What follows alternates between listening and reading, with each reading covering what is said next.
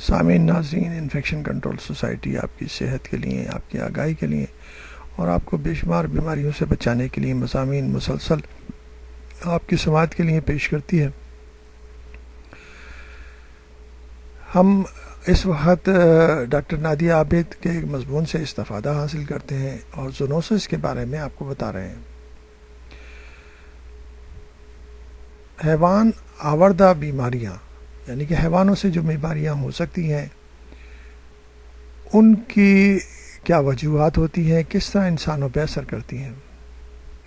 پینگ disease کے بارے میں ہم بتانا چاہیں کہ یہ بیماری مویشیوں کی گندگی اور ان کے خراب گوشت دودھ سے لاحق ہوتی جاتی ہے، تاہم یہ مرض عام نہیں ہے۔ یاد رکھیے کہ یہ بیماری اس فرد کو بھی ہو سکتی ہے جو کسی زخم یا چوٹ لگنے کے بعد اس جراثیم سے متاثرہ جانور سے تعلق میں آ جاتے ہیں۔ اس مرض میں فلو سے ملتی جلتی علامات پائی جاتی ہیں، جیسے بخار، سر درد، کمر، جوڑوں کا درد، تھکن وغیرہ۔ اگر اس کا علاج بر وقت نہ کیا جائے تو دل جگر بھی لپیٹ میں آ جاتے ہیں، جبکہ حاملہ خواتین میں اس سے اسقاط عمل بھی ہو سکتا ہے۔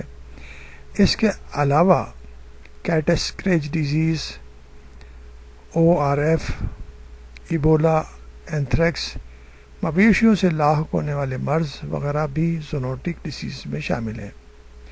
لہٰذا کسی بھی جانور کے کاٹنے یا پھر پنجے مارنے کے نتیجے میں فوراً ہی اپنے معالج سے رجوع کرنا چاہیے تاکہ کسی بھی خطرناک صورتحال سے بر وقت بچا جا سکے، کیونکہ آپ کو معلوم نہیں ہوگا کہ کس جانور سے کیا بیماری ہوتی ہے، اور اس کے لیے ضروری ہے کہ ڈاکٹر سے رجوع کریں گے۔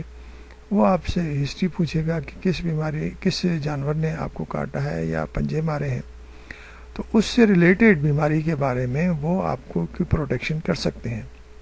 کچھ بیماریوں کے ویکسین موجود ہیں، وہ ویکسین لگا دیے جاتے ہیں، اور ویکسین لگانے سے جو بھی مریض ہے وہ اس بیماری سے بچ سکتا ہے۔